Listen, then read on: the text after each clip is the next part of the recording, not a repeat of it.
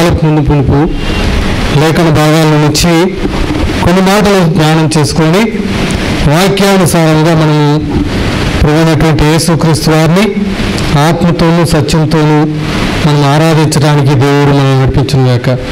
చూడండి, యెషయా గ్రంథము 25వ అధ్యాయము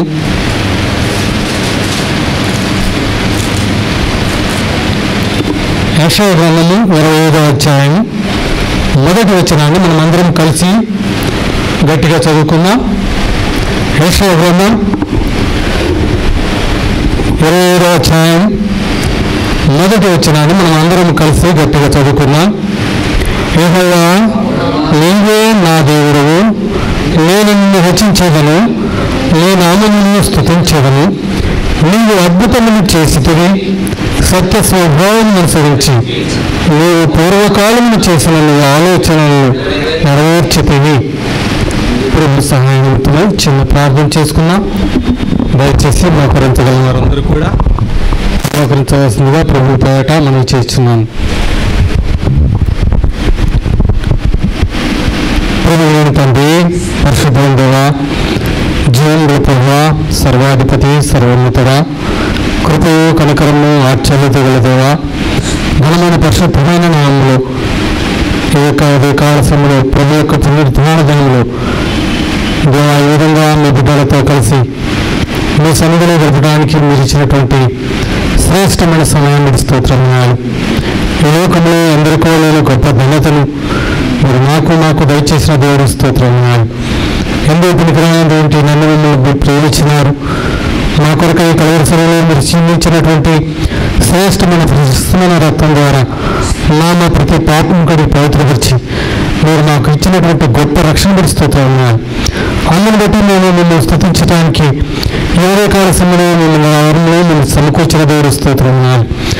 దేవాలయ సమయంలో పోతండి మరి చేరుగా ఇంకొక మీరు వచ్చినటువంటి బిడ్డలందరినీ స్తోత్రములు. దేవా, ఇంకా ఎవరైతే తండ్రి మార్గం మధ్యలో ఉంటున్నారో వారిని కూడా సకాలంగా క్షేమంగా మా మధ్యకు నడిపించండి. నేను ఎవరైతే మీ మందిరం బట్టి నిర్లక్ష్యంతో ఉంటున్నారో అటువంటి వారిని కూడా దర్శించండి. దేవా తండ్రి, ప్రభు యొక్క పునరుద్ధాన దినము గుర్తయినటువంటి వారి దేవా మిమ్మల్ని ఆరాధించేవారుగా మీరు సిద్ధపరచండి. మీ సన్నిధిలోని ఆనందమును, మీ సన్నిధిలోని మేలును వారు కూడా పొందినట్లుగా నేను వారికి సహాయం చేస్తూ ప్రార్థిస్తున్నాను. దేవాలయ సమయంలో సార్వత్రిక సమయంలో జరుగుతున్నటువంటి ప్రతి పరిచయం దేవుడిచి ఆశిస్తున్నాను. దేవా, ఎక్కడెక్కడైతే దేవసంలో ఆడుతున్నారో వారందరూ కూడా మీకు ఆత్మతో శోకించి మీకు విమోదం నిశ్చితానుసారంగా మీరు వాడుకోవాల్సిందిగా ప్రార్థిస్తున్నాను తండ్రి. దేవా, 40 దాసులు నిష్ప్రయోజకుని ప్రభావ ఎందుకు పనికి రానటువంటి వాడిని 100 మంది వాడిని మీరు కర్ణించండి, కృప చూపించండి ప్రభావ. దేవా తండ్రినైనా మరి శేఖరణ మరి ఏదో మొదటి వచ్చిన ద్వారా మీరు మాతో మాట్లాడటానికి మీరు ఇష్టపడిన దేవుడు స్తోత్రములు. నేను ఏ విధంగా మిమ్మల్ని ఆరాధించగలను లేఖన భాగాల ద్వారా మాతో మాట్లాడుతారండి. వాక్యానుసారంగా మేము మిమ్మల్ని ఆరాధించుబడిగా మమ్మల్ని సిద్ధపరచండి ప్రభావ. దేవా తండ్రినైనా ఈ సమయంలో ఇక్కడ చేరిన ప్రతి బిడ్డను కూడా మీరు దీవించి ఆశించండి. మీరు ఆశించిన ధర్మాన్ని కూడా జ్ఞాపకం చేసుకోండి. మరి ఇప్పుడు చేసిన పరిచయం కూడా దీవించి ఆశించండి. దేవానైనా రాను దినాలకు మీ భూమార్థమై మీరు వాడుకోవాల్సింది ప్రార్థిస్తున్నా. తన కుటుంబాన్ని కూడా దీవించి ఆశించండి.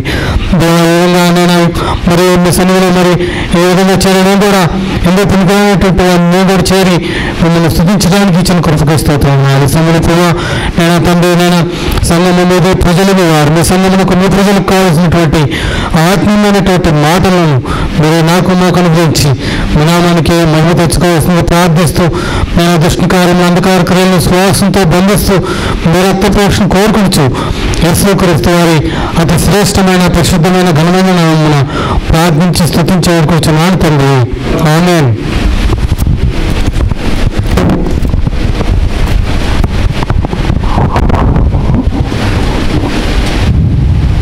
దేవుని బిడ్డలారా, ఇక్కడ మనం చదివినటువంటి లేఖన భాగాలు మనం గమనించినట్లయితే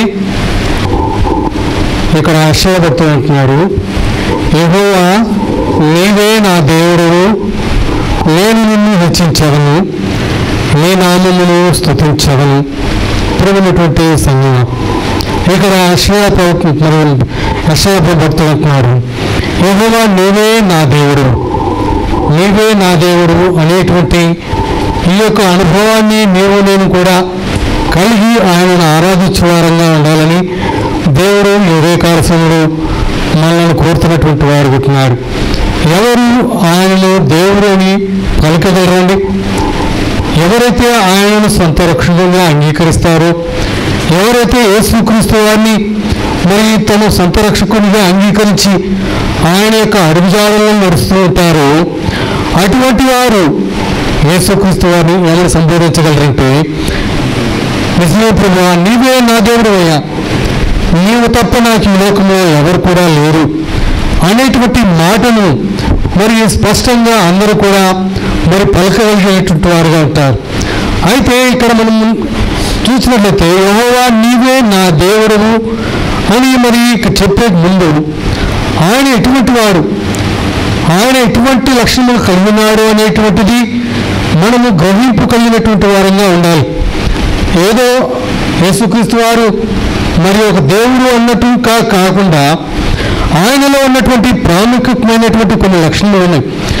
అవి మనం నిజంగా గ్రహించగలిగినట్లయితే ఆయనను మనం ఎంతగానో ఆరాధించేవారంగా ఉంటాం, ఆయనను ఎంతగానో మనం స్తుతించేటువంటి వారుగా ఉంటాం. అటువంటి దేవుని మనం కలిగినందుకు మనము మన జీవిత కాలమంతా కూడా ఆయనను మనము తప్పకుండా ఆరాధించేటువంటి అనుభవంలో నీవు నేను కూడా ఉండేటువంటి వారుగా ఉంటాం. చూడండి, ఆయన ఎటువంటి వాడు, ఆయనలో ఉన్నటువంటి ప్రాముఖ్యమైనటువంటి లక్షణాలు ఏంటంటే చూడండి, ఆదికాండం 14వ అధ్యాయం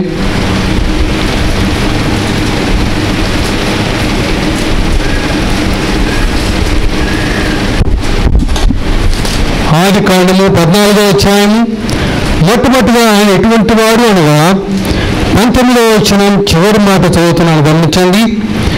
ఆకాశములకు భూమికిని సృష్టికర్తలను సర్వోన్నతుడైన దేవుడు. ఎవరంటే మన దేవుడు ఎటువంటి వాడటండి? ఆదికాండము 14వ అధ్యాయం 19వ వచనం చివరి లైన్లో ఉంటుంది.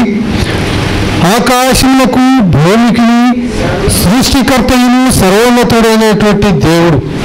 మన దేవుడు ఎటువంటి వాడు అనగా సర్వ సృష్టికి కూడా సర్వోన్నతుడైనటువంటి దేవుడు.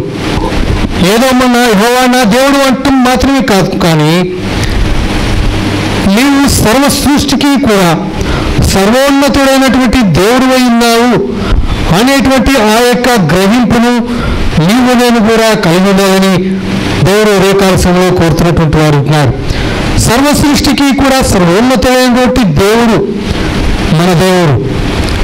దైవములు కూడా సర్వోన్నతుడైనటువంటి దేవుడి కుమారుడు అని యేసుక్రీస్తు వారిని గురించి పలుకుతున్నటువంటిగా ఉంటుంది. మార్కు సువార్త 5వ అధ్యాయం 7వ వచనంలో, తిరిగి మరి లూకా సువార్త 8వ అధ్యాయం 2వ వచనంలో ఈ మాట రాయబడి ఉన్నది. దేవుడు బిడ్డలారా, నీవు నేను ఆరాధించేటువంటి దేవుడు సర్వ సృష్టికి కూడా సర్వోన్నతుడైనటువంటి దేవుడు ఆయన. అటువంటి దేవునిని నీవు నేను కూడా ఆరాధించడానికి మనం ఉదయకాల సమయంలో దేవుని మందిరానికి వచ్చినటువంటి వారు ఉంటున్నాం. కీర్తన గ్రంథంలో కూడా ఈ మాట రాయబడి చూడండి. కీర్తన గ్రంథము 7 కీర్తనలు 7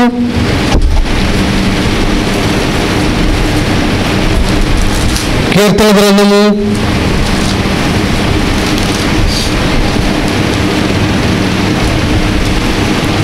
7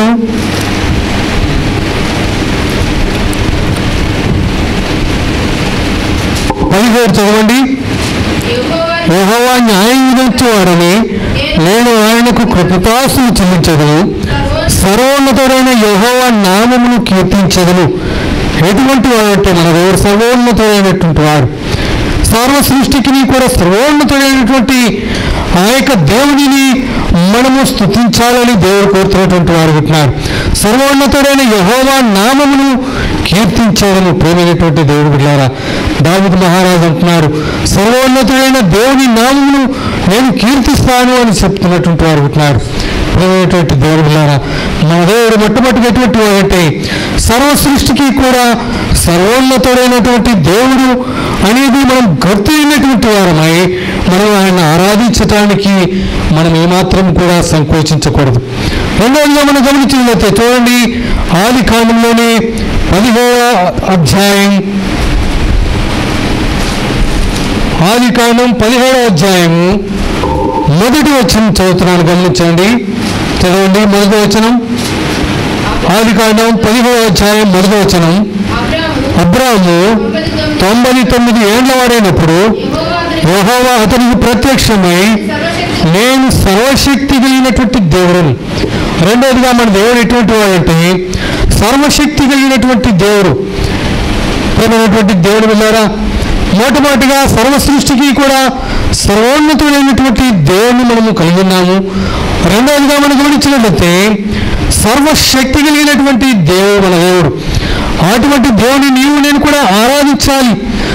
అటువంటి దేవుని మనము కలిగినందుకు మనం ఆయన ఆరాధించబద్దలబడుతున్నాం. కలిగినటువంటి దేవుడు సంగమ సర్వశక్తి కలిగినటువంటి దేవుడు మన దేవుడు. సర్వలోకంలో ఎటువంటి శక్తివంతుడైనటువంటి వారు ఇంకెవరు కూడా లేరు. కేవలం ప్రభువైనటువంటి యేసుక్రీస్తు వారు మాత్రమే సర్వశక్తి కలిగినటువంటి వాడు అవుతున్నారు. సర్వము కూడా ఆయనలో ఇమిడి ఉన్నది, సర్వశక్తి కూడా ఆయనలో కలిగి ఉన్నది. ప్రభువైనటువంటి దేవుడు సంగమ అటువంటి దేవుణ్ణి నీవు నేను కలిగినటువంటి వారు కనుక మనం ఆయనను ఆరాధించాలని దేవుడు ఏదే కాలసంలో మనతో మాట్లాడుతున్నటువంటి వాడు ఉంటున్నాడు. మూడవదిగా మనం గమనించినట్లయితే చూడండి, ఆదికాండంలోనే 21వ అధ్యాయం, ఆదికాండం 21వ అధ్యాయం 33వ వచనాన్ని గమనించినట్లయితే చదవండి. ఆదికాండం 21:33. అబ్రహాము బేర్షెబాలో ఒక పిచ్చుల వృక్షం నాటి అక్కడ నిత్య దేవుడైన యెహోవా పేరట. చాలండి. ఇక ఎటువంటి వాడంటే మన దేవుడు నిత్యము ఉండేటువంటి వాడు. మన దేవుడు నిత్యుడైనటువంటి దేవుడు, నిత్యము యుగములు సజీవుడైనటువంటి దేవుడు, వర్తమాన భూత భవిష్యత్ కాలంలో ఉన్నటువంటి వాడు. ప్రేమైనటువంటి దేవుడు బిడ్డలారా, ప్రకటన గ్రంథంలో ఇదే మాట రాయబడి చదవండి. ప్రకటన గ్రంథం 1వ అధ్యాయం 8వ వచనాన్ని చదవండి. ప్రకటన గ్రంథం 1వ అధ్యాయం 8వ వచనాన్ని చదవండి. అల్ఫాయు ఒమేగయు నేనే, వర్తమాన భూత భవిష్యత్ కాలములలో ఉండువాడను నేనే అని సర్వాధికారి దేవునికి ప్రభువు సెలవిచ్చుచున్నాడు. ప్రియమైనటువంటి దేవుడు బిడ్డలారా, మన దేవుడైనటువంటి వాడంటే మూడవదిగా మన దేవుడు నిత్యుడైనటువంటి దేవుడు, అనగా వర్తమాన భూత భవిష్యత్ కాలంలో ఉండేవాడు. అటువంటి దేవుని నీవు నేను కూడా కలిగి ఉన్నటువంటి వారంగా ఆయన నిత్యుడైనటువంటి దేవుడుగా ఉండు. అటువంటి దేవుని మనం స్తుతించాలని దేవుడు ఏదే కాలసంలో మనతో మాట్లాడుతున్నటువంటి వాడు ఉంటున్నాడు. నాలుగవదిగా మన దేవుడు ఎటువంటి వాడంటే చూడండి, ఆదికాండంలోని 22వ అధ్యాయం, ఆదికాండం 22వ అధ్యాయం 14వ వచనం చదవండి. అబ్రహాము ఆ చోటికి యెహోవా ఈరే అని పేరు పెట్టాను. అందుచేత యెహోవా పర్వతం మీద చూచుకొనును అని నేటి వరకు చెప్పుచును. ప్రియమైనటువంటి దేవుడు బిడ్డ, నాలుగోదిగా మన దేవుడు ఎటువంటి వాడంటే యెహోవా ఈరే, అనగా యెహోవా చూచుకునేవాడు. మన దేవుడు చూచుచుంటువాడు. ఆయన మన ప్రతి పరిస్థితులను కూడా ఆయన చూచుచున్నటువంటి దేవుడు. మన ప్రతి పరిస్థితిలో నుంచి మనల్ని చూచుచు మనల్ని సంరక్షిస్తున్నటువంటి దేవుడు. అటువంటి దేవుడిని నీవు నేను కూడా కలిగి ఉండటం ద్వారా ఆయనను స్తుతించాలని దేవుడు కోరుతున్నటువంటి వాడు ఉంటున్నాడు. ప్రియమైనటువంటి దేవుడి సంగమ మన దేవుడు చూచుచున్నటువంటి వాడు యెహోవా ఈరే, అనగా యెహోవా ఈరే అనగా యెహోవా చూసుకుని.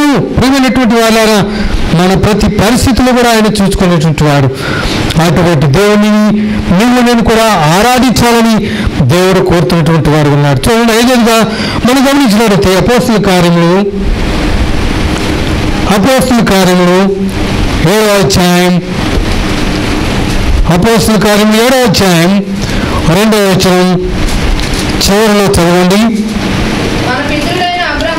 మన పితరుడైన అబ్రహాము హారానులో కాపురమునకు మెసొపొతామియాలో ఉన్నప్పుడు మహిమగల దేవుడు అతని ప్రత్యక్షమై ప్రేమైనటువంటి దేవుని సంగమ.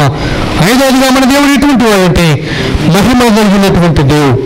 ఇటువంటి మహిమ కలిగినటువంటి వారు ఈ లోకంలో ఎవరు కూడా లేరు. కేవలం యేసుక్రీస్తు వారు మాత్రమే మహిమ కలిగినటువంటి దేవుడు. ఎన్ని ప్రాముఖ్యమైనటువంటి లక్షణములు కలిగినటువంటి మన ప్రభు అయినటువంటి యేసుక్రీస్తు వారిని మనము ఆరాధించడానికి ఈ ఉదయకాల సమయంలో మనము దేవుని సన్నిధానానికి సమకూర్చబడినటువంటి వారు ఉంటున్నాం.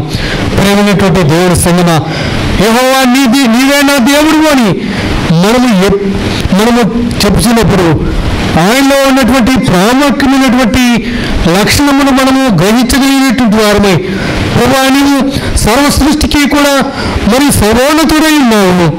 అంత మాత్రమే కాకుండా మీరు సర్వశక్తి లేనటువంటి దేవుడుగా ఉన్నారు. అంత మాత్రమే కాకుండా మీరు నిత్యము నివసించేటువంటి వాడిగా, వర్తమాన భూత భవిష్యత్ కాలంలో ఉన్నటువంటి దేవుడిగా మీరు నాకున్నారు ప్రభు అని చెప్పి మనం ఆయన ఆరాధించాలి. నాలుగోదిగా గమనించినట్లయితే యెహోవా ఇది అనగా యెహోవా చూచుకునేటువంటి వారు. అటువంటి దేవుడిగా నాకు ఉన్నందుకు నేను నన్ను ఆరాధిస్తున్నాను ప్రభు అని చెప్పి మనం ఆరాధించాలని దేవుడు కోరుతున్నారు. అంతే మాత్రమే కాకుండా ఐదోదిగా మహిమ కలిగినటువంటి దేవుడు అనేటువంటి గ్రహింపు మనం కలిగినటువంటి వారై మనం ఆయన ఆరాధించాలని దేవుడు కోరుతున్నటువంటి వారు ఉంటున్నారు. ప్రేమైనటువంటి దేవుడి సంగమ, ఇన్ని ప్రాముఖ్యమైనటువంటి లక్షణాలు కలిగినటువంటి మన దేవుడు మన జీవితంలో ఏమి చేశాడని మనము ఆయన ఆరాధించాలి. ఆయనను ఎందుకు మనము ఆరాధించడానికి దేవుడి సంగముగా మనము సమకూర్చబడుతున్నాం? ఏ కారణం చేత మనం ప్రభువైనటువంటి యేసుక్రీస్తు వారిని ఆరాధించాలి అనేటువంటి కొన్ని ప్రాముఖ్యమైనటువంటి లక్షణాలను మనం చూసుకొని, కొన్ని ప్రాముఖ్యమైనటువంటి మాటలు మనం ధ్యానం చేసుకొని, ఆ విధంగా ప్రభువైనటువంటి యేసుక్రీస్తు వారిని మనము ఆత్మతోనూ సత్యంతోనూ మనం ఆయన ఆరాధించాలని దేవుడు కోరుతున్నటువంటి వారు ఉంటున్నారు. చూడండి, మొట్టమొదటిగా మనం దేవుని ఎందుకు ఆరాధించాలి, ఎందుకు స్తుతించాలి అనగా ఇర్మియా గ్రంథం మనకందరికీ తెలిసినటువంటి మాటలే. ఇర్మియా గ్రంథము 31వ అధ్యాయం, ఇర్మియా గ్రంథం 31వ అధ్యాయము 3వ వచనం చదవండి. చాలా కాలం క్రిందట యెహోవా నాకు ప్రత్యక్షమై ఇట్లనెను, శాశ్వతమైన ప్రేమతో నేను నిన్ను ప్రేమించుచున్నాను కనుక విలువక నీ ఎడల కృప చూపుచున్నాను. ప్రేమైనటువంటి దేవుని బిడ్డలారా, మనము ఆయనను ఆరాధించాలి. ఎందుకు ఆరాధించాలి? ఆయన మన జీవితంలో ఏమి చేశాడని మనం ఆయన ఆరాధించాలిగా, శాశ్వతమైన ప్రేమతో నేను నిన్ను ప్రేమించుచున్నాను. ప్రేమైనటువంటి దేవుని బిడ్డలారా, దేవుడు మనల్ని ప్రేమించటం ద్వారా, దేవుడు నన్ను ప్రేమించినందువల్ల మనం ఆయనను ఆరాధించాలని దేవుడు కోరుతున్నటువంటి వాడు ఉంటున్నాడు.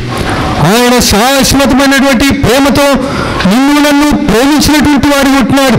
ప్రేమైనటువంటి దేవుని బిడ్డలారా, ఆయన ప్రేమకు మనం ఏమాత్రము కూడా యోగ్యము కాదు. మనము పాపలమైండగా ఆయన తన ప్రేమ చేత మన పాపములను తీసివేసి, నేను చేసినటువంటి ప్రతి దోష క్రియలను బట్టి మనకు రావాల్సినటువంటి శిక్షను ఆయన భరించినటువంటి వాడే తన ప్రేమ చేత నన్ను కూడా రక్షించినటువంటి వాడు ఉంటున్నాడు. శాశ్వతమైనటువంటి ప్రేమను నీడల చూపించినటువంటి వాడు ఉంటున్నాడు. ప్రేమటువంటి దేవుడు ఉన్నారా, శాశ్వతమైనటువంటి ప్రేమతో నన్ను ప్రేమించడం ద్వారా మనము ఆయనను స్తుతించబద్ధులమైంటున్నాం. ఈ లోకంలో ఎవరు ప్రేమించలేదు. ఎవరు కూడా యేసుక్రీస్తు వారు సిలువలో చూపించినటువంటి ఆ ప్రేమ కన్నా ఎక్కువైనటువంటి ప్రేమను నాడల ఎవరు కూడా జరిగించలేదు. కానీ కేవలం ప్రభు యేసుక్రీస్తు వారు మాత్రమే నన్ను కూడా శాశ్వతమైనటువంటి ప్రేమతో ప్రేమించినాడు. నేను నరకంలో ప్రవేశించినప్పుడు ఏమాత్రం ఇష్టం లేక ఆయన యొక్క కలవరిశిలలో ఆ 3 మేకుల మధ్య ఆ యొక్క ఆకాశములకు భూమికి మధ్యన వేలాడబడినటువంటి వాడై నీ కొరకై నా కొరకై తన ప్రాణం అర్పించినటువంటి వాడు ఉన్నాడు. ప్రేమైనటువంటి దేవుని ద్వారా ఎంతటి ప్రేమమైందండి. మన దేవుడుకున్నటువంటి పేరేంటంటే ఆయన ప్రేమస్వరూపి. ఆయన ప్రేమస్వరూపి అయినటువంటి వాడు. చూడండి, 1 యోహాను పత్రిక ఈ మాట రాయబడింది. చూడండి, 1 యోహాను పత్రిక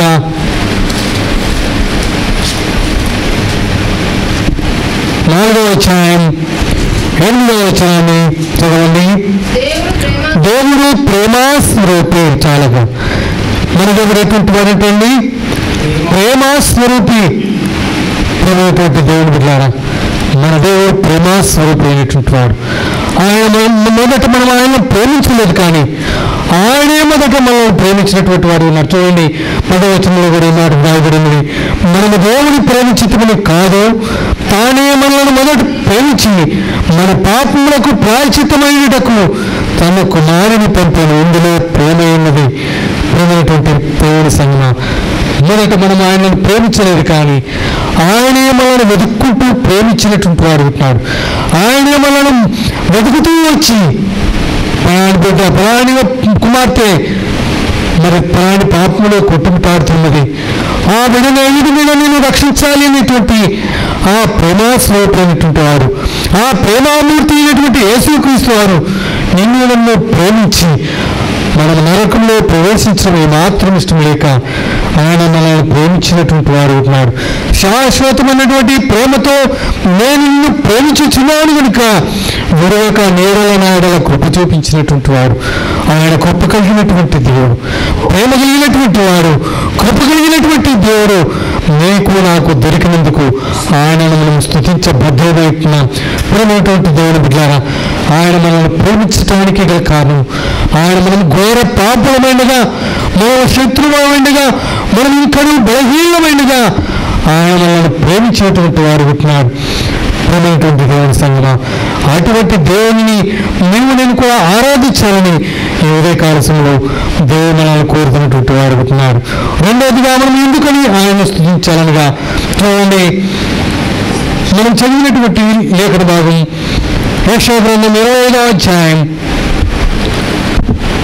యెషయా గ్రంథం 25వ అధ్యాయం 1వ వచనంలో మధ్యలోనే చూడండి. యెషయా గ్రంథం 25 1వ వచనంలో మధ్య భాగంలో, నీవు అద్భుతములు చేసేది సత్య స్వభావమును అనుసరించి నీవు పూర్వకాలమును చేసిన నీ ఆలోచన నెరవేర్చితివి. ప్రియమైనటువంటి దేవుని బిడ్డలారా, మనం ఎందుకని ఆయనను స్తుతించాలి అనగా, ఆయన అద్భుతములు చేసినటువంటి వాడు, ఆయన అద్భుత కార్యములను జరిగించినటువంటి వాడు. మన దేవుడు ఎటువంటి వాడు అంటే అద్భుత క్రియలు చేయవాడు. యోబు గ్రంథం 5వ అధ్యాయము 9వ వచనం చదవండి. యోబు గ్రంథం 5వ అధ్యాయం 9వ వచనంలో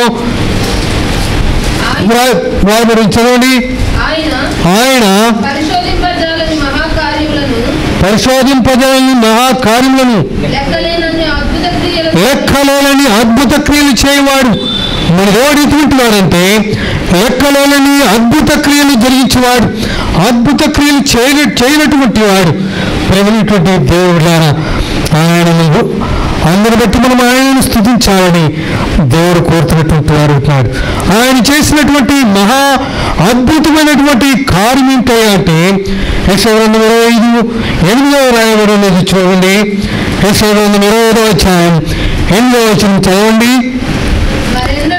మరెన్నడను ఉండకుండా మరణమును ఆయన మృంగివేయును. ప్రేమైనటువంటి దేవుడు వెళ్ళారా, ఆయన చేసినటువంటి మహా అద్భుత కార్యం ఏంటంటే నీవు నేను మరణించవలసి ఉండగా నీ కొరకై నా కొరకై మరణము మరి సంప్రాప్తమై ఉండగా అటువంటి మరణం నుంచి నిన్ను నన్ను విడిపించినటువంటి వాడై మరణంలో ఉండకుండా మరణమును ఆయన మృంగివేసినటువంటి వాడు ఉంటున్నాడు. అందుకే మరి ఇక్కడ మరి హోషేయ గ్రంథంలో ఒక మాట రాయబడింది 13వ అధ్యాయం 14లో, ఓ మరణమా నీ విజయం ఎక్కడా, ఓ మరణమా నీ ముళ్ళెక్కడా. ప్రేమైనటువంటి వాడారా, మరణపు ముళ్ళను మింగివేసినటువంటి వాడు ఆయన మన కొరకై ఆ యొక్క కలవరిశిలలో తన ప్రాణమును అర్పించటం మాత్రమే కాకుండా సమాధి చేయబడినటువంటి వాడై మృత్యుంజయుడై 3వ దినమున తిరిగి లేచినటువంటి వాడుగా ఉంటున్నాడు. అందుకని ఆయన మరణం గురించి మాట వ్రాయబడినట్టుగా ఉంటుంది. మరణుడును ఉండకుండా ఆయన మరణమును మెలివేసినటువంటి వాడు ఉంటున్నాడు. ఇంతటి అద్భుత కార్యములను నీ కొరకై నా కొరకై జరిగించినటువంటి వారు మరణమును తిరిగి లేచినటువంటి వారు ఈ లోకంలో ఎవరు కూడా లేరు. కేవలం ప్రభువు యేసుక్రీస్తు వారు మాత్రమే. ఆయన మరణమును జయించినటువంటి వారు ఉంటున్నారు. అటువంటి అద్భుత కార్యమును మీ కొరకై ఎవరు చేశారండి? ఎవరు కూడా చేయలేనటువంటి ఆ గొప్ప అద్భుత కార్యములను దేవుడు జరిగించినటువంటి వాడు ఉంటున్నాడు. ప్రేమైనటువంటి దేవుని సంగమా, అందును బట్టి నీవు ఆయనను స్తుతించబద్ధుడు అంటున్నావు. ఆయన మౌనమును మింగివేసినాడు. అంత మాత్రమే కాకుండా ప్రతి వాడి యొక్క ముఖం మీద బాష్ప బిందువులను తుడిచివేసి మనకు ఆనందమును దయచేసినటువంటి వాడు ఉంటున్నారు. మనకు సంతోషమును అందించినటువంటి వాడు ఉంటున్నారు. ప్రేమైనటువంటి దేవుడు విధాన అటువంటి దేవుణ్ణి నీవు నేను కూడా ఎలుగెత్తి ఆయన సన్నిధిలో మనము ఆనంద భరితులమై మనం ఆయన స్తుతించాలని దేవుడు కోరుతున్నటువంటి వాడు ఉంటున్నారు. ప్రేమైనటువంటి దేవుడు విధాన మనము ఎప్పటికీ కూడా మనం దేవుణ్ణి ఆరాధించేటప్పుడు ఆనంద బాష్పములు కలిగినటువంటి వారే మనం ఆయన ఆరాధించాలి. కానీ దుఃఖము కలిగినటువంటి వారమే మనం ఆయనను ఏమాత్రం కూడా మనం ఆయనను ఆరాధించకూడదు. ఎందుకంటే మన దుఃఖము యావత్తును కూడా ఆయన భరించినటువంటి వాడు. మన కలిగినటువంటి శ్రమలను వేదనలను ఆయన భరించినాడు. కాబట్టి ఆ వేదనలన్నింటినీ తొలగించి మన కన్నీటిని తుడిసినటువంటి వాడు. అందును బట్టి మనం ఏం చేయాలంటే మనం ఆయన ఆనందంతో యెహోవా ప్రతివాని ముఖం మీద బాష్పబిందువులను తుడిచివేసినాడు. కాబట్టి మనం ఆనందభరితులమై ఆయనను మనం స్తుతించబద్ధులమైనా. ప్రేమైనటువంటి వాళ్ళారా, మన దేవుడు రెండవదిగా జరిగించినటువంటి అద్భుత క్రియలన్నింటిని బట్టి మౌనము మింగివేయటం ద్వారా మనకు అనుగ్రహించినటువంటి ఆనందమును బట్టి మనం ఆయనను ఆరాధించాలని దేవుడు కోరుతున్నటువంటి వారు ఉంటున్నారు. మరోదిగా మనం గమనించినట్లయితే చూడండి, కీర్తన గ్రంథం 103 కీర్తనలు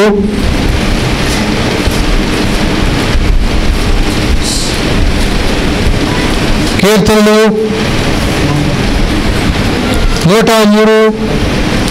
2వ వచనం చదవండి. నా ప్రాణమా యెహోవాను సన్నతించుము, ఆయన చేసిన ఉపకారములలో దేనిని మరువకుము. ప్రియమైనటువంటి దేవుని బిడ్డలారా, మూడవదిగా దేవుని మనం ఎందుకని ఆయన ఆరాధించాలంటే ఇక్కడ దావీదు మహారాజు సెలవిస్తున్నారు, నా ప్రాణమా యెహోవాను సన్నతించుము, నా ప్రాణమా యెహోవాను కీర్తించుము, నా ప్రాణమా యెహోవాను స్తుతించుము. ఎందుకయ్యా అంటే ఆయన చేసిన ఉపకారములలో దేనిని మరువకుము. ప్రేమైనటువంటి దేవుని బిడ్డలారా, ఆయన మన వల్ల చేసినటువంటి ఉపకారములను మనం జ్ఞాపకం చేసుకొచ్చిన వారమై మనం ఆయన ఆరాధించాలని, ఆయనను స్తుతించాలని దేవుడు ఈ కాలశంలో మనతో మాట్లాడుతున్నటువంటి వారు ఉంటున్నారు. ప్రేమైనటువంటి సహోదర సహోదరి, దేవుడు నీ వల్ల చేసినటువంటి ఉపకారములన్నింటినీ మనము జ్ఞాపకం చేసుకోవచ్చు. ఆయన చేసినటువంటి ఉపకారములన్నింటినీ మనం తలపోసుకొచ్చు. ఆయన మనం ఆరాధించాలని దేవుడు కోరుతున్నటువంటి వారు ఉంటున్నారు. నా ప్రాణమా యెహోవాను సన్నతించుము, ఆయన చేసిన ఉపకారముల్లో దేనిని మరొకము. ఆయన ఏమి చేశాడు, ఆయన ఉపకారం ఏమి చేశాడు నీ జీవితంలో నా జీవితంలో మనం గమనించినట్లయితే మరి కింద భాగంలో రాయబడినట్టు చూడండి, 10వ వచనం చదవండి. మన పాపములను బట్టి మనకు ప్రతీకారము చేయలేదు, మన దోషములను బట్టి మనకు ప్రతిఫలం ఇవ్వలేదు. ప్రేమైనటువంటి దేవుని బిడ్డలారా, ఆయన మనకు చేసినటువంటి గొప్ప ఉపకారం ఏమిటంటే మన పాపములను బట్టి మనకు ప్రతీకారం చేయనటువంటి వాడు, మన దోషములను బట్టి మనకు ప్రతిఫలమైనటువంటి వాడు. ఎంతటి ఉపకారం నీ జీవితంలో ఎవరైనా చేశారండి? మనకి ఎవరైనా ఏదైనా మనం చిన్న ఉపకారం చేస్తే 1 సంవత్సరం తర్వాత 2 సంవత్సరాల తర్వాత మనం మర్చిపోయేటట్టు వారు కొట్టాం. ఇక్కడ దేవుడు ఏమంటున్నాడంటే, నా ప్రాణమా యెహోవాను సన్నతించుము, ఆయన చేసిన ఉపకారముల్లో దేనిని మరొకము. ఆయన చేసినటువంటి ఉపకారం ఏంటయ్యా అంటే మన పాపములను బట్టి మనకు ప్రతిఫలం ఇవ్వలేటువంటి వాడు, మన దోషములను బట్టి మనకు ప్రతిఫలం ఇవ్వలేటువంటి వాడు. అటువంటి ఉపకారం ఈ లోకంలో ఎవరైనా జరిగించారండి? మనం ఏదైనా చిన్న తప్పు చేస్తే మనల్ని శిక్షిస్తారు, మనం దండిస్తారు, కానీ దాన్ని పదే పదే జ్ఞాపకం ఉంచుకోవచ్చు.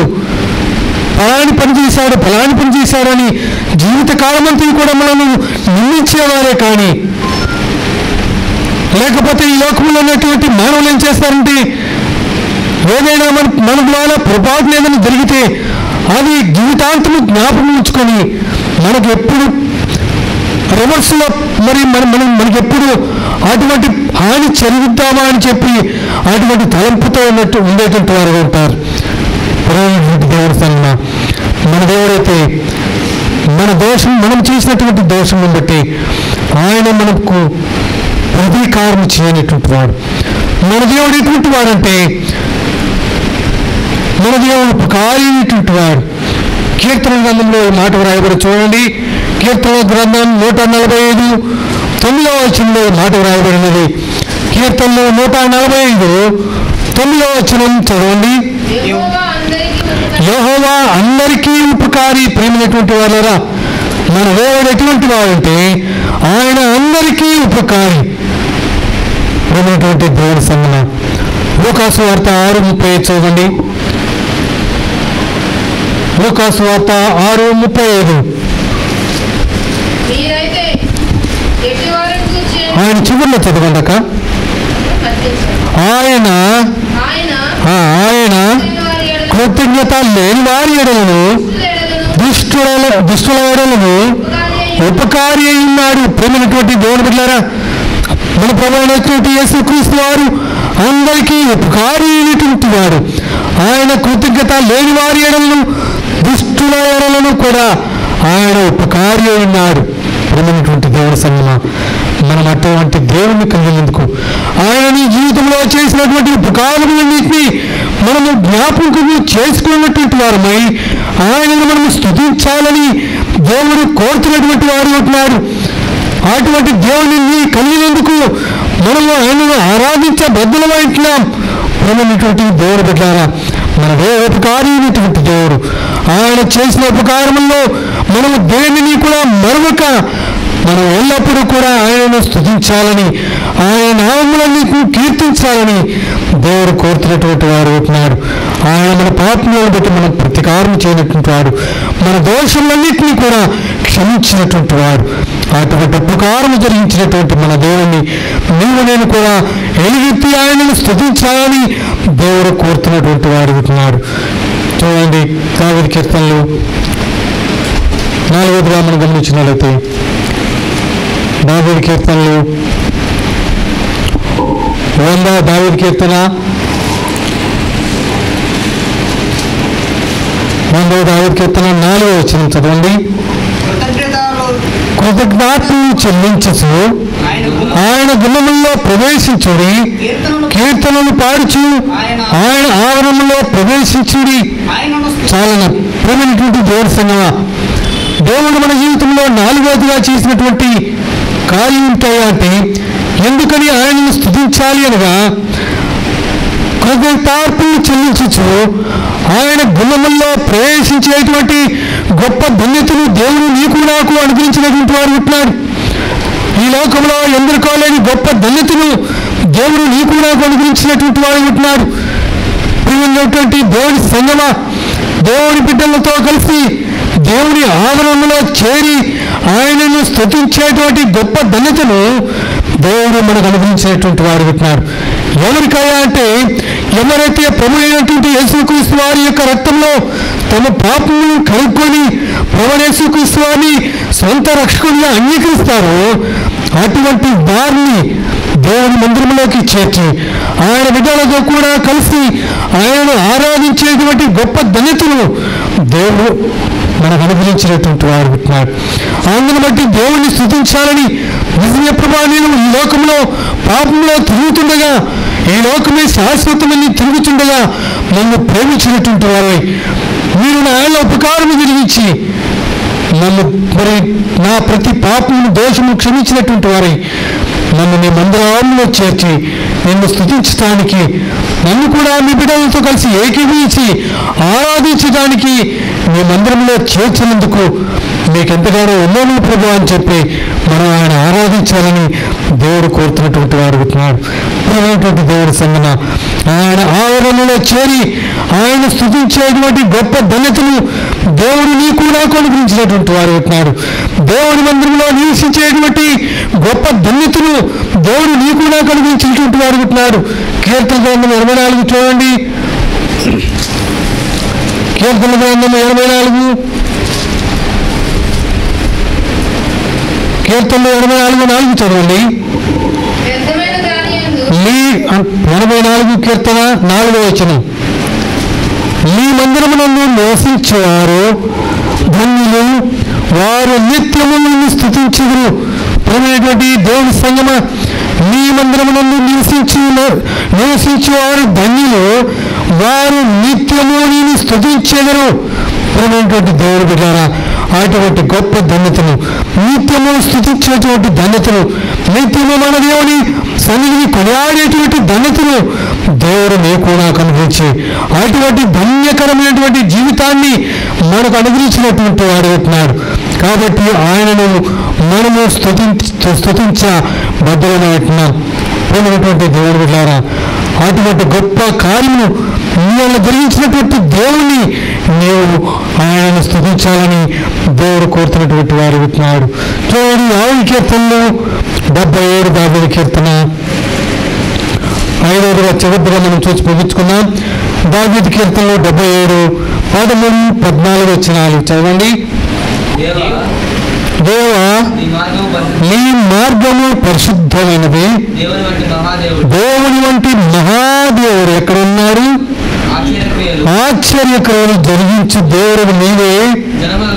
జనములలో నీ శక్తిని నీవు ప్రత్యక్షపరచుకుని ఉన్నావు. దేవుడు వెళ్ళారా, మన దేవుడికి ఉన్నటువంటి లక్ష్యం ఎటువంటిదంటే ఆయన మన వల్ల ఎటువంటి కార్యం గురించి దేవుడు అంటే ఆశ్చర్యక్రియలు జరిగించేవాడు. మన దేవుడు ఎటువంటి వాడంటే చూడండి, 10వ వచనంలో దేవా నీ మార్గము పరిశుద్ధమైనది. మన దేవుడు పరిశుద్ధమైనటువంటి మార్గము కలిగినటువంటి వాడు. మన దేవుడు పరిశుద్ధుడైనటువంటి దేవుడు. మన దేవుడు వంటి వాడు ఈ లోకంలో ఎవరు కూడా లేరు. అటువంటి దేవుడిని నీవు నేను కూడా కలిగి ఉన్నాము. కావున నీవు నేను కూడా ఆయన ఆరాధించాలని, దేవుని స్తుతించాలని దేవుడు మనల్ని కోరుతున్నటువంటి వాడు ఉంటున్నాడు. దేవా నీ మార్గం పరిశుద్ధమైనది. ఎందుకయ్యా అంటే నీవు పరిశుద్ధుడైనటువంటి దేవుడు. దేవుడు వంటి మహాదేవుడు ఎక్కడ ఉన్నాడు?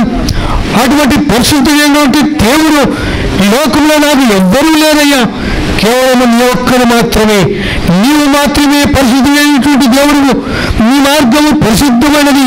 నీ పరిశుద్ధమైనటువంటి మార్గంలోకి నన్ను కూడా నడిపించినవు ప్రభా అని చెప్పి ఆయనను స్తుతించాలని దేవుడు ఉదయకాల సమయంతో మాట్లాడుతున్నటువంటి వాడు అవుతున్నాడు.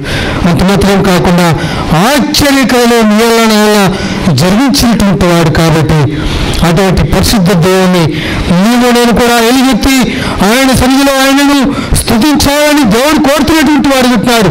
ప్రియమైనటువంటి దేవుడి సంగన ఆ విధమైనటువంటి మరి అనుభవంలో నీవు నేను కూడా కలిగి ఆయన ఆరాధించాలని, ఆయనను స్తుతించాలని, ఆయనను కొనియాడాలని ఏదే కాలంలో దేవుడు మనతో మాట్లాడుతున్నటువంటి వాడు అవుతున్నాడు. యెహోవా నీవే నా దేవుడు అని యెషయాతో తెలియచేట్టుగా మనం కూడా అటువంటి అనుభవంలో యెహోవా నీవే నా దేవుడు, అటువంటి దేవుడికి ఉన్నటువంటి లక్షణాలు మొట్టమొదటిగా సర్వోన్నతుడైనటువంటి దేవుడు, రెండవదిగా సర్వశక్తి లేనటువంటి దేవుడు, మూడవదిగా మనం గమనించినట్లయితే నిత్యుడైనటువంటి దేవుడు, అనగా వర్తమాన భూత భవిష్యత్ కాలంలో ఉన్నటువంటి వాడు, ఆల్ఫాయు ఒమేగా అయినటువంటి దేవుడు. ఆయన మనం గుర్తిరిగినటువంటి వారిని ఆయన స్తుతించాలని కోరుతున్నటువంటి వారు ఉన్నారు. నాలుగవదిగా గమనించినట్లయితే యెహోవా ఈయనగా చూచుకున్నటువంటి వాడు. ఐదవదిగా గమనించినట్లయితే మహిమ కలిగినటువంటి దేవుడు. అటువంటి దేవుడు నీ జీవితంలో చేసినటువంటి మరి శాశ్వతమైనటువంటి ప్రేమతో నిన్ను ప్రేమించడం ద్వారా, నీ వల్ల ఉపకారం జరిగించడం ద్వారా, నీ వల్ల చేసినటువంటి ఆ యొక్క అద్భుత కార్యములన్నింటినీ, ఆశ్చర్య క్రియలన్నింటినీ మనం జ్ఞాపకం చేసుకోవచ్చు. మనం ఆయన ఆరాధించాలని దేవుడు కోరుతున్నటువంటి వాడు ఉంటున్నాడు. నాలుగోదిగా గమనించినట్లయితే దేవుడి మందిరంలో ఆయన బిడ్డలతో కలిసి సహవాసం చేసేటువంటి ధన్యతను దేవుడు నాకు అనుభవించడం ద్వారా మనం ఆయన ఆరాధించాలని దేవుడు కోరుతున్నటువంటి వారు ఉన్నారు. ఐదవదిగా గమనించినట్లయితే అద్భుత కార్యం జరిగించినట్టు ఆశ్చర్యకార్యం జరిగించినటువంటి వాడు మన దేవుడు పరిశుద్ధుడైనటువంటి దేవుడు, పరిశుద్ధ మార్గంలో నన్ను నడిపించినటువంటి దేవుడు. అటువంటి దేవుణ్ణి నేను కూడా కలిగించుని బట్టి ఆయనను ఆరాధించి ఆయన స్తుతించాలని దేవుడు కోరుతున్నటువంటి వాడు ఉంటున్నాడు. చూడండి, మరలా యెషయా గ్రంథం 1వ అధ్యాయం చదువుకొని మనం ఆరాధనలోకి ప్రవేశిద్దాం. చూడండి, యెషయా గ్రంథం 1వ అధ్యాయం 20వ వచనం, 20వ అధ్యాయం 1వ వచనాన్ని మనం చదువుకున్నాం. యెషయా గ్రంథం 20వ అధ్యాయం 1వ వచనాన్ని మనందరం కలిసి చదువుకున్నాం. యెహోవా నీవే నా దేవుడు, నేను నిన్ను హెచ్చించదను, నీ నామమును స్తుతించదను. చాలండి. యెహోవా నీవే నా దేవుడు, నేను నిన్ను హెచ్చించదను, నీ నామమును స్తుతించదను. ప్రేమైనటువంటి వారా, అటువంటి హెచ్చైనటువంటి మన ప్రభువాన్ని, ఉన్నతుడైనటువంటి మన దేవుణ్ణి ఆరాధించి ఆయన నామమును స్తుతించేవారంగా నేను కూడా ఉండాలని దేవుడు కోరుతున్నటువంటి వారు ఉంటున్నాడు. అటువంటి అనుభవంలో నేను కూడా కలిగి నడుచుకోవటానికి దేవుడు మనందరినీ కూడా నడిపించుగాక. చిన్న పాట పడుకుందాం. యెషయా గ్రంథం చదివిన భాగమే. యెషయా గ్రంథం 77, కీర్తనలు 77, కీర్తనలు 77, 13, 14 వచనాల్లో ఇదే మాటలను అనుసరించి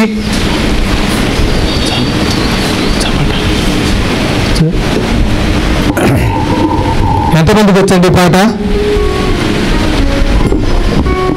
కీర్తనలు 77, 13, 14 వచ్చి మనం చదువుకున్న భాగమే.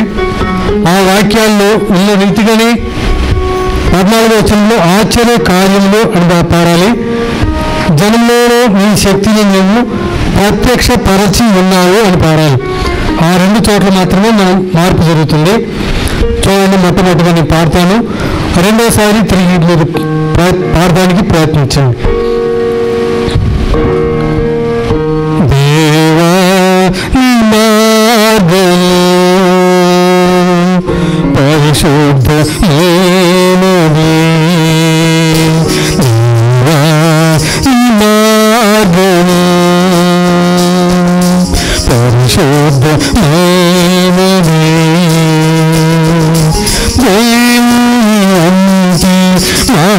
మహాదేవుడు ఎక్కడ ఉన్నారు,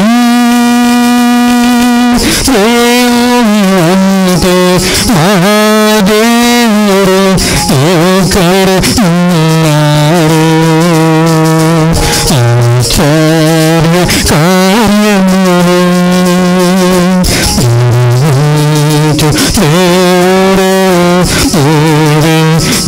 ఆశ్చర్య కార్యములు దేవుడు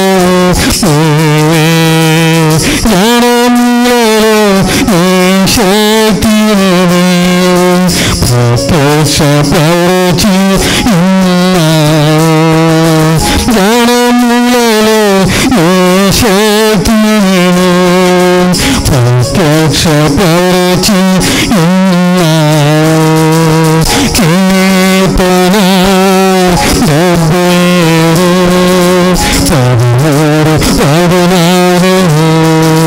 కీర్తన 77,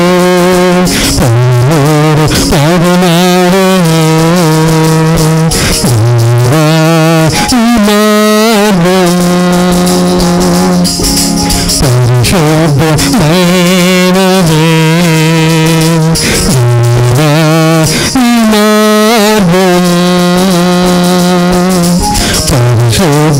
పరిశుద్ధమైనది.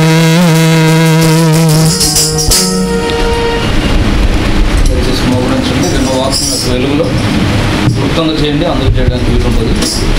ఉపమానం అంతా మళ్ళీ దేవునికి చెప్పాల్సిన పని లేదు. నీ